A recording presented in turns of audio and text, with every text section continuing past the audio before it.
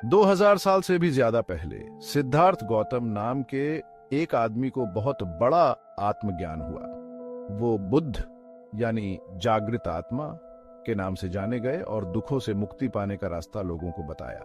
उनकी शिक्षाएं जो करुणा और समझ पर आधारित थीं, आज भी दुनिया भर के लाखों लोगों को प्रेरित करती हैं।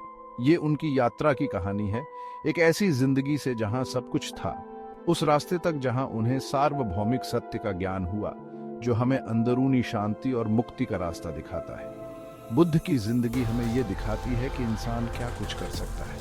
उनकी शिक्षाएं आंख बंद करके विश्वास करने पर नहीं, बल्कि वास्तविकता और हमारे अपने मन को समझने पर आधारित है। ये वीडियो उन मुख्य घटनाओं और उस ज्ञान के बारे में है जिन्होंने बुद्ध के जीवन को आकार दिया और जिसे उन्होंने दुनिया के साथ साझा किया। नमस्कार दोस्तों, स्वागत है आपका हमारे चैनल मिस्टीरियस स्पिरिचुअलिज्म पर। आप देख रहे हैं विष्णु पुराण सीरीज का 12वां एपिसोड, बुद्ध अवतार की अद्भुत कथा। आशा है हमारी पिछली सीरीज शिव पुराण की तरह आप इस सीरीज को भी अपना आशीर्वाद देंगे। हमारे नियमित वीडियोस को देखने के लिए चैनल को सब्सक्राइब कर लें। तो आइए शुरू करते हैं ये एपिसोड। सिद्धार्थ गौतम का जन्म एक राजा के घर हुआ था, जहां हर सुख सुविधा मौजूद थी। राजकुमार होने के नाते वो महल में रहे और उन्हें दुनिया की परेशानियों का सामना नहीं करना पड़ा। उनके पिता चाहते थे कि सिद्धार्थ उनका उत्तराधिकारी बने, इसलिए उन्होंने सिद्धार्थ को सबसे अच्छी शिक्षा, मार्शल आर्ट की ट्रेनिंग और हर तरह का आराम दिया। खूबसूरती और ऐशो आराम से घिरे सिद्धार्थ को दुखों का पता ही नहीं था। उन्होंने एक खूबसूरत राजकुमारी यशोधरा से शादी की और उनका एक बेटा राहुल हुआ। उनके पिता की सोच के हिसाब से उनकी जिंदगी बिल्कुल सही चल रही थी। फिर भी सिद्धार्थ के मन में इंसान होने का असली मतलब जानने की जिज्ञासा थी। वो जिंदगी के असली मायने समझना चाहते थे, ऐसी चाहत जो महल की दीवारों के अंदर रहकर पूरी नहीं हो सकती थी। 19 साल की उम्र में सिद्धार्थ की जिंदगी में एक बहुत बड़ा बदलाव आया। पहली बार महल की दीवारों से बाहर निकलकर उन्होंने 4 ऐसी चीजें देखीं जिन्होंने उनकी किस्मत हमेशा के लिए बदल दी। उन्होंने एक बूढ़े आदमी को देखा जिसका शरीर बूढ़ा और कमजोर हो गया था। एक बीमार आदमी को देखा जो दर्द से कराह रहा था। एक लाश को देखा जिसे उसकी आखिरी यात्रा पर ले जाया जा रहा था। और आखिर में उन्होंने एक संत को देखा जिसके चेहरे पर एक अजीब सी शांति थी। इन चीजों को देखकर सिद्धार्थ की आंखें खुल गईं। उन्हें बुढ़ापे, बीमारी, मौत और आध्यात्मिक शांति की संभावना का सामना करना पड़ा। उस संत को देखकर, जिसने सच्चाई की तलाश में दुनिया के सुखों को त्याग दिया था, उनके अंदर एक चिंगारी सी भड़क उठी। सिद्धार्थ को एहसास हुआ कि दुख तो जीवन का हिस्सा है और सच्ची खुशी भौतिक चीजों या दुनिया की चाहतों में नहीं मिल सकती।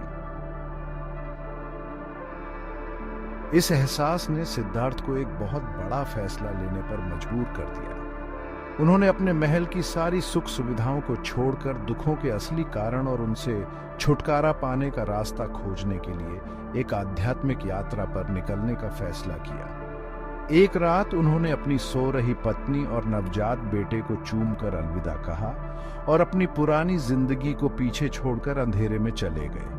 त्याग के इस काम को, जिसे महाभिनिष्क्रमण कहा जाता है, ने सिद्धार्थ के बदलाव की शुरुआत की। उन्होंने अनजान रास्तों को अपना लिया, एक राजकुमार के सुख सुविधाओं को छोड़कर एक भटकते हुए साधु की अनिश्चितताओं को अपना लिया। सच्चाई की तलाश उनका एकमात्र लक्ष्य बन गई, जो उन्हें सालों तक गहन खोज और आत्म खोज के रास्ते पर ले गई। सिद्धार्थ की ज्ञान प्राप्ति की तलाश उन्हें अपने समय के प्रसिद्ध गुरुओं के पास ले गई। उन्होंने ध्यान की कई तकनीकें और दार्शनिक सिद्धांत सीखे, लेकिन किसी ने भी उन्हें वो जवाब नहीं दिया जो वो ढूंढ रहे थे। फिर वो बहुत ज्यादा तपस्या करने लगे, इस विश्वास के साथ कि शरीर को कष्ट देने से उनका मन इच्छाओं से मुक्त हो जाएगा और उन्हें ज्ञान प्राप्त होगा। 6 साल तक सिद्धार्थ ने खुद को कठोर तपस्या में झोंक दिया। दिन में बस कुछ दाने खाकर जिंदा रहे।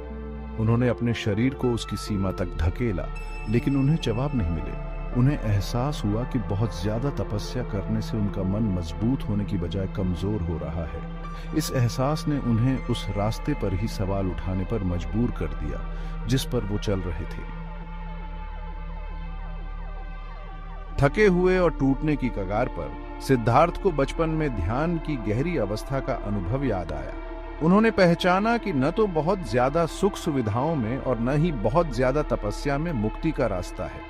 वो समझ गए कि इन दोनों अतिवादों के बीच एक संतुलित दृष्टिकोण, एक मध्यम मार्ग की जरूरत है। उन्होंने एक गांव की लड़की से खीर का कटोरा स्वीकार किया और अपनी सालों की कठोर तपस्या तोड़ दी। इस साधारण सी घटना ने उनकी यात्रा में एक नया मोड़ ला दिया। उन्होंने महसूस किया कि सच्चा ज्ञान शरीर को दंडित करने में नहीं बल्कि ज्ञान और करुणा को विकसित करने में निहित है। उन्होंने अपने शिष्यों को मध्यम मार्ग पर चलने के लिए प्रोत्साहित किया, जो जीवन के प्रति एक संतुलित दृष्टिकोण है, जो अतिवाद से बचता है और संयम को अपनाता है। नए सिरे से स्पष्टता और उद्देश्य के साथ सिद्धार्थ एक पीपल के पेड़ के नीचे बैठ गए। उन्होंने ठान लिया था कि जब तक वो ज्ञान प्राप्त नहीं कर लेते तब तक ध्यान करते रहेंगे। उन्होंने प्रण लिया कि जब तक उन्हें वो जवाब नहीं मिल जाते जो वो ढूंढ रहे हैं तब तक वो नहीं उठेंगे। 39 दिन और रात तक वो गहरे ध्यान में बैठे रहे, अपने अंदर के डर का सामना किया और उनके प्रलोभनों पर विजय प्राप्त की। 39वें दिन जब सुबह का तारा उदय हुआ तो सिद्धार्थ को एक गहरा आत्मज्ञान हुआ। उन्होंने पूरी स्पष्टता के साथ दुखों की प्रकृति, उसके कारणों और उसके अंत के मार्ग को देखा। उसी क्षण वो बुद्ध जागृत आत्मा बन गए। सभी प्राणियों के लिए करुणा से भरे हुए बुद्ध ने अपना नया ज्ञान दुनिया के साथ साझा करने का फैसला किया। वो सारनाथ गए, जहां उन्होंने अपने 5 पूर्व साथियों को अपना पहला उपदेश दिया। यह उपदेश, जिसे धर्मचक्र प्रवर्तन के नाम से जाना जाता है, ने उनके उपदेशों के मुख्य सिद्धांतों, 4 आर्य सत्यों और अष्टांगिक मार्ग को बताया। 4 आर्य सत्य दुखों की प्रकृति, उसके कारणों, उसके अंत और मुक्ति के मार्ग के बारे में बताते हैं। अष्टांगिक मार्ग दुखों को समाप्त करने के लिए व्यावहारिक कदम बताता है। सम्यक दृष्टि, सम्यक संकल्प, सम्यक वाचा, सम्यक कर्म, सम्यक आजीविका, सम्यक व्यायाम, सम्यक स्मृति और सम्यक समाधि। उन्हें हिंदू त्रिमूर्ति में पालनहार देवता विष्णु के 9वें अवतार के रूप में पूजा जाता है। अवतार के रूप में बुद्ध की उपस्थिति को मानवता को कर्मकांडों से दूर और आंतरिक परिवर्तन के मार्ग की ओर ले जाने के लिए एक करुणामय कार्य के रूप में देखा जाता है। अहिंसा, करुणा और आत्म साक्षात्कार पर उनकी शिक्षाएं हिंदू दर्शन के साथ गहराई से प्रतिध्वनित होती हैं। 2500 साल बाद भी बुद्ध की शिक्षाएं आज भी उतनी ही प्रासंगिक हैं। शांति, करुणा और पूर्ण चेतना का उनका संदेश आज की दुनिया में फैले तनाव और दुखों के लिए एक शक्तिशाली उपाय है। व्यक्तिगत जिम्मेदारी, नैतिक आचरण और मानसिक विकास पर उनका जोर आधुनिक जीवन की जटिलताओं से निपटने के लिए एक कालातीत रूपरेखा प्रदान करता है। बुद्ध की शिक्षाएं मठों या मंदिरों तक ही सीमित नहीं है, उन्हें जीवन के सभी क्षेत्रों के लोग तेजी से अपना रहे हैं, जो सांत्वना, मार्गदर्शन और आंतरिक शांति का मार्ग प्रदान करते हैं। करुणा और समझ का उनका संदेश मतभेदों को पाटने, सहिष्णुता को बढ़ावा देने और दुनिया में सकारात्मक बदलाव लाने की शक्ति रखता है। बुद्ध की स्थायी विरासत उनकी शिक्षाओं की परिवर्तनकारी शक्ति में निहित है, जो दुखों से मुक्ति का मार्ग और अधिक जागरूकता, करुणा और ज्ञान के साथ जीने का तरीका प्रदान करती है।